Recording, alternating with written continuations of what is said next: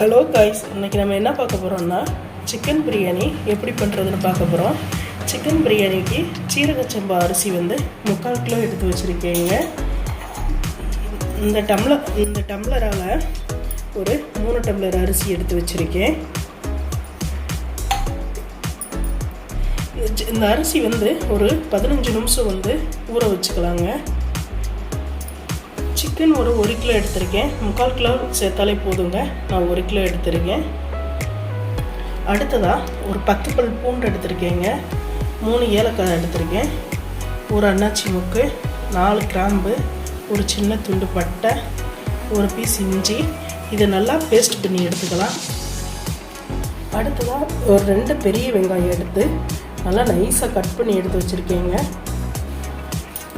ஒரு 3 பச்சை மிளகாய் மட்டும் போதுங்க. தக்காளி ஒரு பெரிய சைஸ் பழமாக ஒரு பழம் எடுத்து குட்டி குட்டியாக கட் பண்ணி எடுத்து வச்சுருக்கேங்க. தாளிக்கிறதுக்கு 2 பிரிஞ்சல் எடுத்துருக்கேங்க. 3 ஸ்பூன் கரம் மசாலா எடுத்திருக்கேன். 1 டீஸ்பூன் மிளகாத்தூள் எடுத்திருக்கேங்க. 2 டீஸ்பூன் மல்லித்தூள் எடுத்திருக்கேன். தயிர் ஒரு 2 ஸ்பூன் எடுத்துக்கிறலாங்க. எலுமிச்சம்பழம் 1 எடுத்திருக்கீங்க. இது சின்ன சைஸாக இருக்குது, அதனால் ஒரு பழம். பெரிய சைஸாக இருந்தால் பாதி போதுங்க. கடலெண்ணெய் ஒரு 3 ஸ்பூன் எடுத்துருக்கீங்க. நீங்கள் என்ன எண்ணெய் யூஸ் பண்ணுறீங்களோ அதை எடுத்துக்கிடலாம். நெய் ஒரு 2 ஸ்பூன் எடுத்துக்கிறலாங்க. உப்பு தேவையான அளவு எடுத்துக்கலாங்க. புதினா ஒரு 2 கைப்பிடி அளவு எடுத்துருக்கீங்க. புதினா நல்லா சேர்த்துக்கிட்டோன்னா நல்லாயிருக்கும். அதுக்காக புதினா கொஞ்சம் எக்ஸ்ட்ராவே எடுத்திருக்கேன் நான். மல்லித்தலை கொஞ்சம் எடுத்திருக்கேங்க. அவ்வளோதான். இப்போ வாங்க நம்ம பிரியாணி எப்படி பண்ணுறதுன்னு பார்க்கலாம். இது ஹோட்டல் சுவையில் நல்லா டேஸ்ட்டாக இருக்குங்க. இப்போ எப்படி பண்ணலான்னு பார்க்கலாம். அதுக்கு முன்னாடி நம்ம சேனலை சப்ஸ்கிரைப் பண்ணாதவங்க சப்ஸ்கிரைப் பண்ணி லைக் பண்ணி ஷேர் பண்ணுங்கள், கமெண்ட் பண்ணுங்கள். இப்போ வாங்க நம்ம வீடியோக்குள்ளே போகலாம்.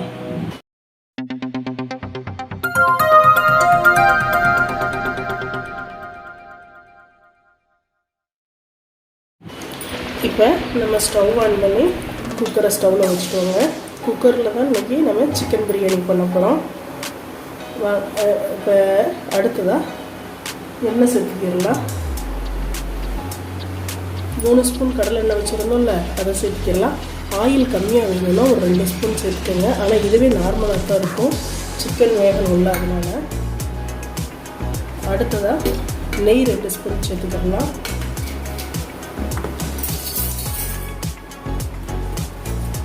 எண்ணெய் காயுது.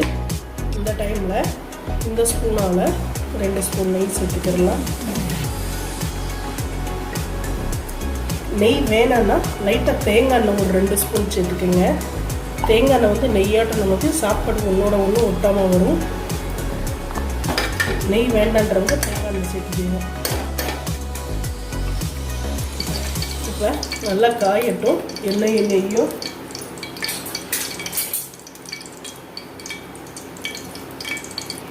நல்லா காஞ்சிருச்சு. இப்போ இந்த 2 பிரியாணி இலையை எடுத்துட்டு இதில் சேர்த்துக்கிடலாம்.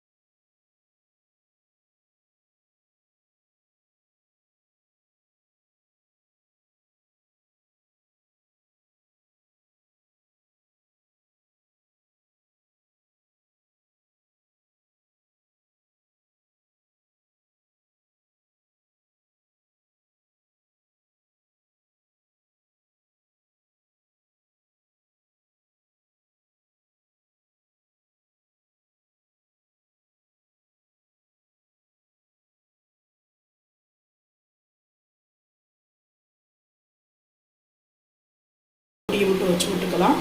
ஒரு 5 நிமிஷம் கழிச்சு பார்க்கலாங்க. இப்போ 5 நிமிஷம் ஆயிடுச்சுங்க.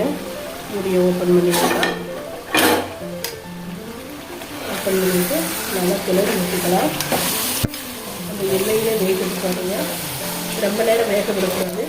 அரிசியோடு சேர்த்து வேறு வேகும், இப்போ குலசலாயிடும். அதனால் வந்து இந்த டைமில் புதினா மல்லித்தலை சேர்த்துக்கிட்டேன்.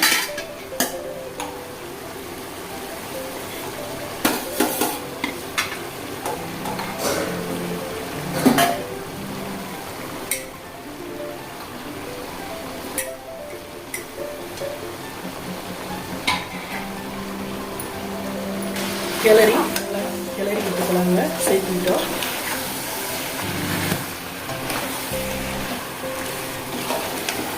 அடுத்ததாக 2 ஸ்பூன் தயிர் சேர்த்துக்கலாம். தயிர் வந்து கறி நல்லா சாஃப்டாக இருக்கும் நமக்கு சாப்பிட்றது. இந்த ஸ்பூனால் 2 ஸ்பூன் சேர்த்துருக்கேன். இப்போ நல்லா கிளறி விட்டுக்கலாம்.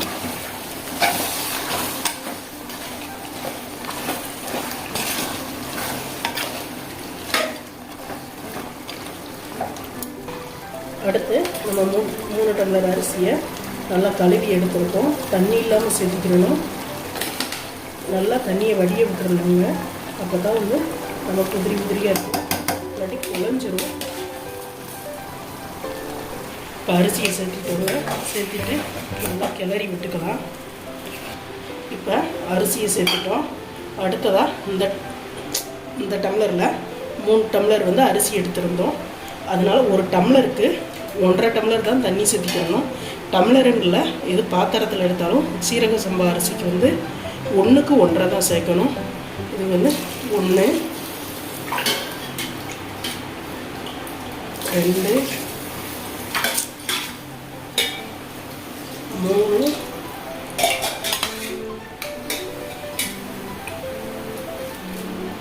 4, 4.5 டம்ளர் தான் சேர்த்துருக்கோம். 3 டம்ளர் அரிசிக்கு 4.5 டம்ளர் தான் சேர்த்துக்கிறோம். 1 டம்ளர் அரிசிக்கு 1.5 டம்ளர் தான் தண்ணி சேர்த்துக்கணும். நம்ம எதாவது அளக்குறோமோ அந்த பவுலாலையோ டம்ளராலையோ நம்ம 1.5 டம்ளர் 1க்கு 1.5 அது மட்டும்தாங்க. அப்போ தான் கரெக்டாக வரும் நமக்கு. நல்லா அப்படி கிளறி விட்டு இந்த டைமில் வந்து உப்பு காரம் எதுவும் தேவைப்பட்டால் பார்த்து போட்டுக்கலாங்க. எங்களுக்கு உப்பு காரம் எல்லாம் கரெக்டாக இருக்குது. அதனால் நாங்கள் சேர்த்திக்கிறல. இப்போ உப்பு நம்ம சிக்கனில் உப்பு போட்டு வேக வச்சதுனால உப்பு கரெக்டாக தான் வரும். அப்படி பத்தலாட்டி இந்த டைமில் சேர்த்திக்கிறோம். உப்பு கொஞ்சம் தூக்கலாக எடுத்துக்கிட்டோன்னா தான் பிரியாணி வெந்து வர்றப்ப நமக்கு நார்மலாக இருக்கும் சாப்பிட்றதுக்கு. அடுத்ததாக நம்ம ஒரு லெமன் எடுத்து வச்சுருந்தோம்ல, அந்த சாறு எடுத்து விட்டுக்கிறலாங்க.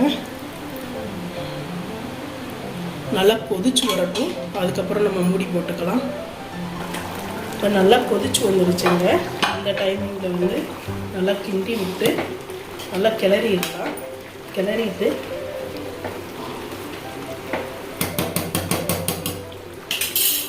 சிம்மில் வச்சிடணுங்க. 1/4 மணி நேரம் வந்து சிம்மிலே தான் இருக்கணும். இதுக்கப்புறம்